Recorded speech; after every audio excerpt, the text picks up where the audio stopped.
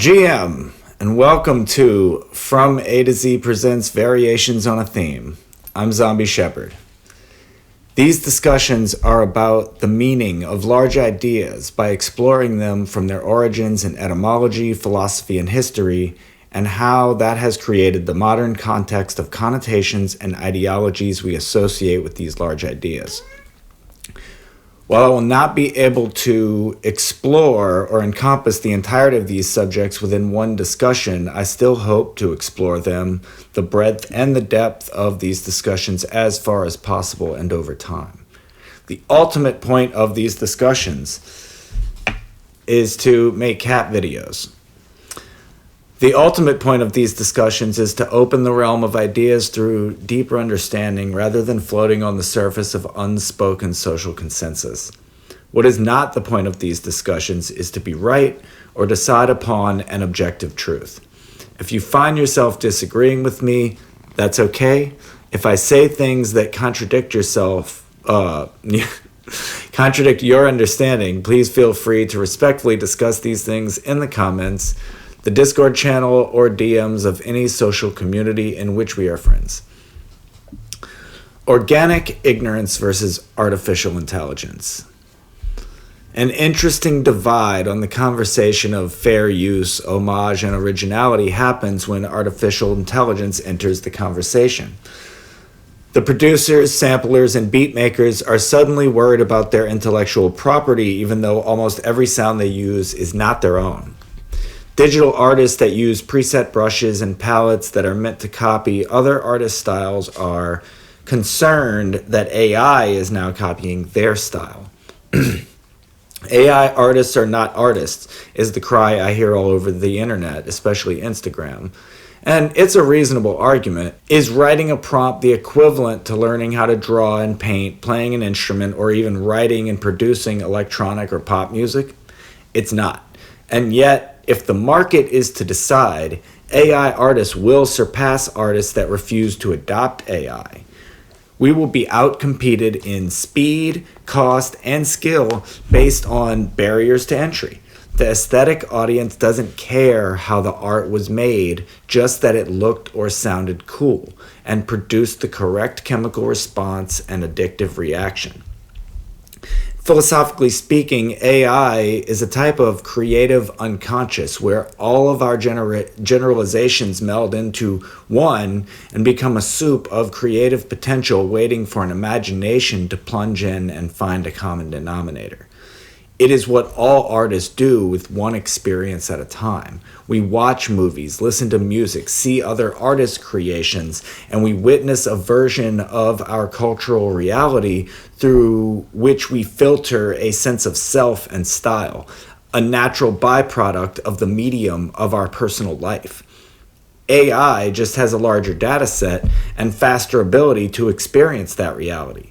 It could be seen as beautiful under a different set of circumstances.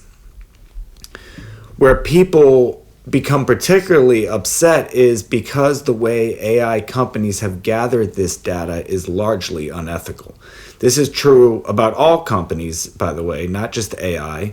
Had we taken these privacy concerns seriously in the beginning, we wouldn't be here, and it's pretty hard to unwind the damage now. In the terms of service for all of our digital services, we have signed away our rights without understanding or caring. In the United States, net neutrality has been repealed, giving digital media companies free rein to censor and use data as they see fit. The Patriot Act following 9/11 gave NSA, TSA, Customs, FEMA, and most law enforcement agencies carte blanche to use our digital information against us. Even if all of the laws were reversed, the damage has been done by training people to comply to privacy violations with little or no resistance. As far as the market goes, our data is only as safe as the company, its values, and its ability to survive. Even if there were an ethical digital service provider, they cannot be trusted under our current global and government structures. If a company chooses to never sell or unethically use data, it only lasts as long as that company values data privacy and is able to not be acquired. If a company that owns our data is bought out and a new company now owns our data, it is now at their mercy to decide what happens. When we say AI companies stole our art or style, no, they didn't. We willingly gave it away for access to a free service. The democratization of content creation has effectively destroyed the rights of the individuals making these things that used to be more than just content. We make Faustian bargains and get upset when the devil does exactly what he said he would in the terms of service. Cryptography gives us some of the tools to begin protecting our data and finances, but it takes a willingness to remove yourself from the current system, which is not a wise move when it comes to market share. Will anyone start their own website to publish, own, and promote your work in places that you have control and responsibility? Probably not, because the audience is on Instagram, Spotify, YouTube, and we can't afford the spiritual or ethical high ground. So we'll sell ourselves to big data. They will pay us nothing, and we will be given access and nothing more.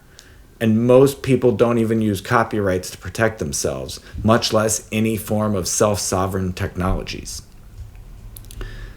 Lesser artists borrow and great artists steal. So before anyone goes on about the lack of originality in AI, I would point out that all artists are thieves, and the better you are at hiding it, the more original you are. Besides, no one really even cares if you hide your theft anymore, as long as you have the proper rights or you don't make money. Every big film studio is remaking old films and buying the rights to old intellectual property rather than creating original stories. Most pop music is sample heavy from older music and just trying to recapture the magic of Michael Jackson, Madonna, the Beatles, or some derivative. And copies of copies like a Warhol screen print, blotted and messy reinterpretations of the same image. The most popular form of content on social media is memes, which are quite literally unauthorized uses of someone else's IP. By that measure, if you have ever created a meme, you have violated another artist, and if you share memes, then you advocate for the continued theft. Most of social media rests on the ability to reuse, repurpose, and remix the sounds, images, and trends of the week. Originality is not encouraged or lauded. All art is in the layering. So a prompt creating an image, song, or article is not art. Using AI to supplement your existing skills or aid in places where you are lacking and cannot get human support is using it as a tool. The use of tools should allow us to go beyond our limitations in places that are not our expertise, therefore allowing us more time to excel at the skills that we do have. If you write an article, a blog, social media post, song, etc., and extrapolate keyword phrases, imagery, and use that to create images that help accentuate the finer points of your written piece, then you're using a tool to lower the barrier to entry. As an indie musician, I cannot afford to pay an illustrator for every song, every album, every social media post. So on top of learning multiple instruments, recording, and producing, I must now learn to draw, graphic design, and video editing. Or I can use my own lyrics and written details of my musical inspiration to tap into the universal mind and pull out an image that suits my needs perfectly. Artists cannot afford each other due to the extractive nature of streaming and social media platforms, making collaboration unaffordable. The gig and creator economy has all of us expecting to be paid from other artists who are just trying to make, they're trying to make it too, So we also have this individualistic ego that prevents collaboration, as no one wants to get behind the vision of anyone else, but would rather focus on their own goals, even if they might need others to achieve those goals. Got this cat here. Each artist and musician becomes a tiny island that the platforms then use as content allowing them to devalue themselves further as they bend and sway to the algorithm and the shallow trends of a fickle attention span. And the existence of AI isn't unethical, but the market displacing humans with no plan to care for them is. We're creating a society where robots do the art and humans do the labor, because we do not truly value human skill, only subservience, and we haven't for a long time. If we look at the most rich, successful, and praised artists, we will see mediocre skill coupled with an ability to manipulate popular culture into an easily accessible meme. The mediocrity of the most rich and famous are propped up by the true skill of the labor they employ. The true labor remains nameless and poor, while the divas take the credit and the investors take the money. Skill is the quality of laborers, and as that is able to be outsourced to machines and AI, it will be. Those content creators will be the most successful by cutting costs and tapping into low-level zeitgeist, the way that the pop stars of the last 5 decades have done, but with addictive and powerful algorithms to ensure commercial success. AI is just another democratizing tool that allows a lower barrier to entry in both skill and money. But at what cost? Spirituality and humanity are certainly victims, but those have already been sacrificed at market value. AI becomes another tool for Moloch. It's not that our artificial intelligence, social media, digital mediums, money, or any other tools are inherently evil. It's that our focus as a species is on influencing the actions of others, and often to our own superficial gain, rather than the focus on our own spiritual healing through the creativity and how that may impact the world, but more importantly, the people around us. An artist creates with divine intention. We have created a world where the most famous and highly appreciated artists are mostly devoid of skill and spiritual grounding. The most influential voices are pandering meaninglessness, and people are addicted to low-level memetics. In that world, a tool like AI easily becomes a weapon of mass distraction that separates people from what really matters for quick and easy satisfaction. We will all give into it because it will feel good in the moment. It will make us think we're having genuine emotions, and because we already have given into it.